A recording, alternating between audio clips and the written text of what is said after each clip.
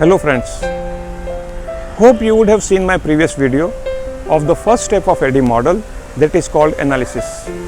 So in this video I will be sharing with you the next step, that is called the designing part of instructional design. But before I share with you the important content for that, let me discuss and explain about the adult learning principle. Why these adult learning principles are important to understand? Because we follow these adult learning principles throughout the instructional design. So number one, take your participant or the learners from known area to unknown area. So whenever you are sharing about or discussing about the complex subject, take them always what they do already know to the unknown area which they do not know. Number two, when it comes to sharing the content about the important concepts, share about simple to complex. So when it comes to sharing the different concepts which they already know or which they do not know, take them always from the simple to the complex. Now as a trainer or as an instructional designer, this is your responsibility that you gradually increase the level of complexity in your delivery. Number three, remember always that you make different groups when it comes to doing the activity and the exercise in the team. And remember always that people or the participant learn better in the teams. Number four, introduce the element of challenge. So whenever you are taking them through simple to complex, always expose them through new challenges. So these challenges expose them to the new experience, and that will be the experiential learning for the participants. Involve learner emotionally. So when it comes to the emotional part, is a point number 5, storytelling in the real life scenario plays a very important role. Number 6, play a role of catalyst. And when it comes to playing a role of catalyst or a facilitator, encourage them to participate more rather than you take the lead. So remember here, this instructional design or the training programs are the participant led, not a trainer led. Point number 7, whenever participants are sharing or doing some activity, pay complete attention and involve others and lead the discussion. When it comes to leading the discussion, when you see that the discussion is deviating or digressing from the subject, this is your responsibility to take them back on the line of the subject.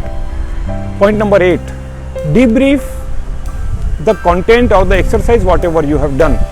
We do so many exercises in the class or outside the classroom. Debrief each and every content, whatever the exercise or whatever the homework, whatever the group activity you are giving them. Point number 9, connect all the examples with the real life scenario. So whatever you share about your own experiences, participants' experiences or the stories, connect them through their real life scenarios. This will help them to understand how they can look out the solution within the problem.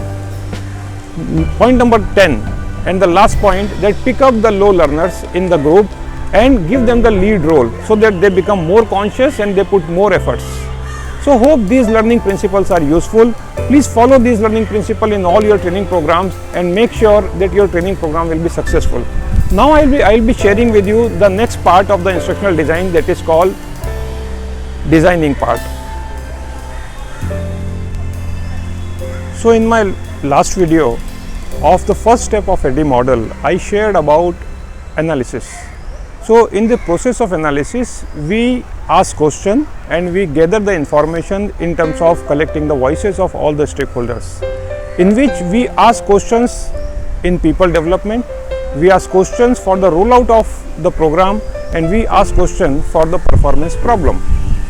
So as you know very well, learning, when we are imparting, it means there should be a change in behavior. Otherwise there is no meaning of that learning, which is only limited to the classroom. Next important step of ADDIE model is called design.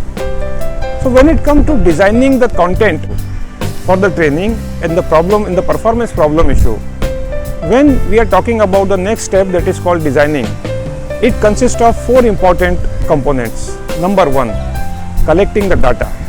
When it comes to collecting the data, we collect data from the job description of the different roles in the organization. We collect the data and we also collect the previous training which is already done and what is the archive content which is available in the organization. Like the PPTs, like the PDF, like what are the opinions of different subject matter experts, and we prepare a questionnaire there. Step number 2 in the designing process, that is called creating the lesson block. In this creation of lesson block, which corresponds to the real life problem, we follow two important tools here. Number 1 is called the 7QC tool, and number 2 is called the mind map. I will definitely going to prepare a separate video for these two tools, that is called the 7QC tool and the mind map. Step number 3, sequencing the instructions. So when it comes to prioritization, we need to sequence all the content available for the delivery of that particular program. Step number 4, that is called develop the course map. In this development of the course map, we prepare the high level design of the program and then low level design. As you know, I already shared in my previous video that we need to take our participant from the simple to complex and from the known to unknown area, in which we share about the experiential learning model and experiential learning cycle. So this was all about the designing part of the instructional design. In my upcoming video, I will be going to share about the development part. So remember the adult learning principle what I shared recently, and these adult learning principle must apply in the entire process of designing and development and even the evaluation and implementation steps. So wish you all the best. Hope this is useful to you. If you found this useful, please share it with all your colleagues and your friends in your training team and implement in your day-to-day training. Thank you, all the best.